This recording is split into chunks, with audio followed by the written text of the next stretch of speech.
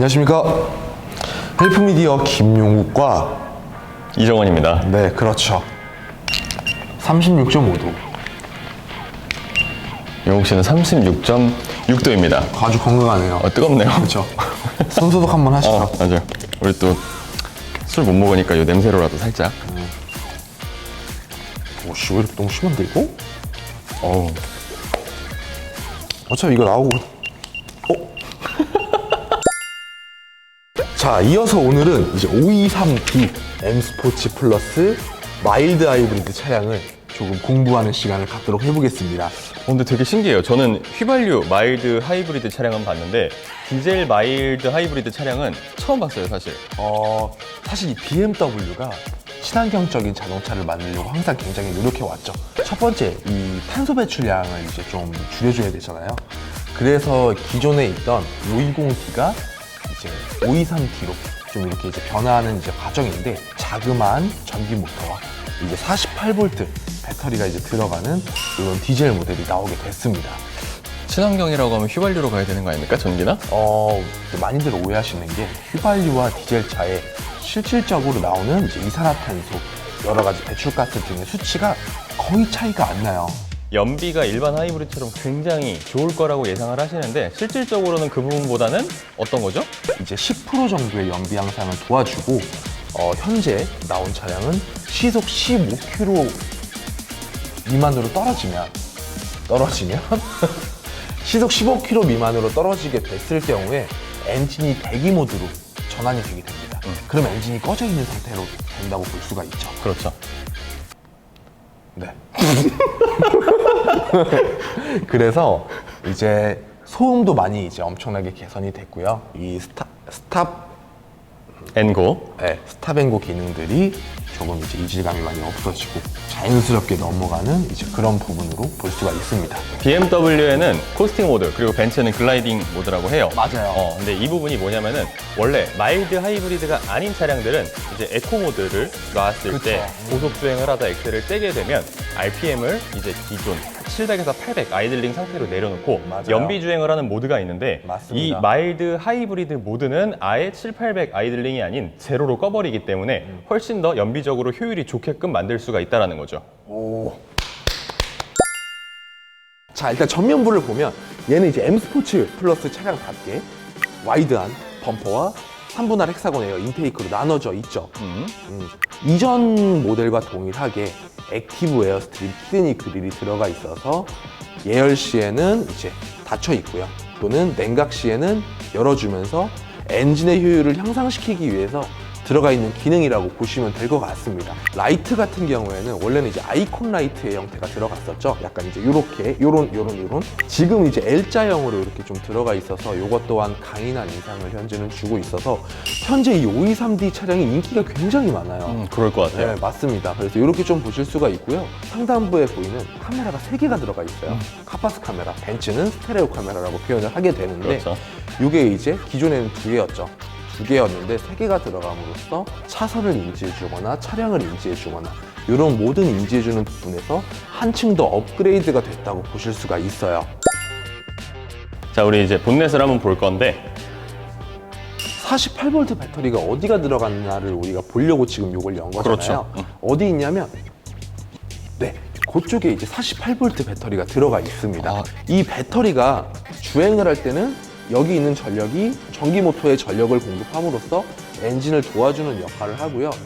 뭐 예를 들어서 코스팅 모드일 때나 또는 탄력 주행할 때 브레이크 에너지를 재생을 하게 될 때는 반대로 이 전기 모터가 발전기 역할을 하면서 충전을 하게 되는 역할을 하게 됩니다. 혹시 저 배터리의 브랜드 어딘지 아십니까? 맞추면 500만. 500원 너무 적어요. 맞추면 치킨. 치킨 할만한데. LG? L땡. L땡 브랜드의 제품을 사용을 하고 있습니다. 크분판이 지금 보니까 되게 두껍게 설계가 돼 있어요. 그래서 디젤인데도 불구하고 훨씬 더 조용한 이제 그런 실내 방음 방청에 신경 많이 쓴 것처럼 방음에 굉장히 최적화된 소재라고 보시면 됩니다. 네, 좀 측면을 한번 보실게요.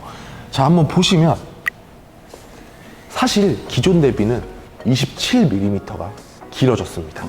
휠 같은 경우에는 이제 동일하게 18인치 휠이 들어가 있고 M 스포츠 브레이크가 적용이 되어 있습니다. M 스포츠 플러스 모델이기 때문에 다만 이제 좀 아쉬운 점은 이제 럼플렛 타이어가 이제 삭제가 되었어요.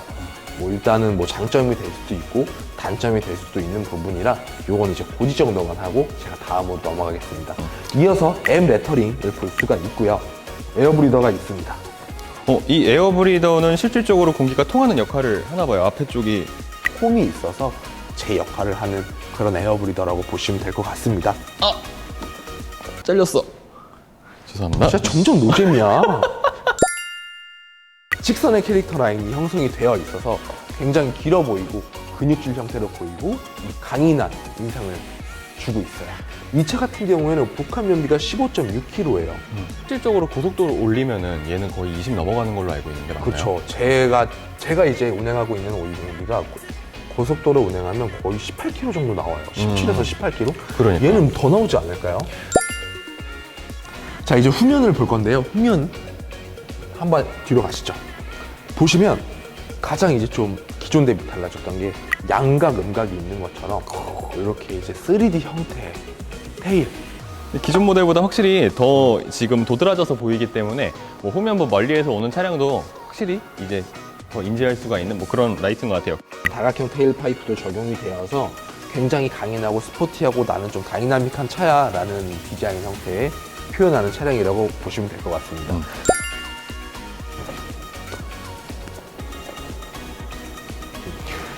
진짜 5 시리즈 트렁크 공간은 딱 정돈된 느낌이라서 맞아요. 너무 좋은 이제 것 같아요. 굉장히 좀 이제 깊숙하다는 말씀을 많이들 고객님께서 실제로 많이 하시고요. 지금 제 손 넣었을 때 거의 지금 손 이 정도 되게끔 들어가는데 맞아요. 공간 수납도 굉장히 좋고 오른쪽에는 이제 저희 영상으로 다시 보여드리겠지만 보조 수납 공간도 있고 이쪽에는 뭐죠 지금? 그 열어보시면 거기도 동일하게 보조 수납을 할 수가 있습니다.